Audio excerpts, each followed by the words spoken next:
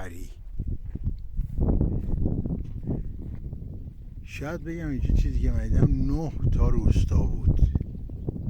این یه روستا، این 2 تا روستا، این 3 تا روستا، اون 4 تا روستا، اون پشت 5 تا روستا، اون بالا 6 تا روستا. حالا دیگه اون دوردست هم هست که دیگه لنز دوربین ما جواب نمیده.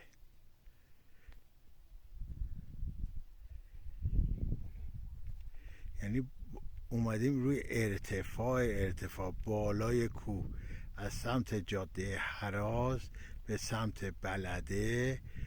یه روستایی بود اسمشو نمیدونم چی زرکنار چی. بعد اومدیم بالای کوه که این باشه. اینجا حالا اومدیم پایین. 3 تا موتور سوارم که الان 2 تاشو داریم میبینیم، ادونچر ناز اومده بودن اینجا. دمشون گرم. هوا خنک.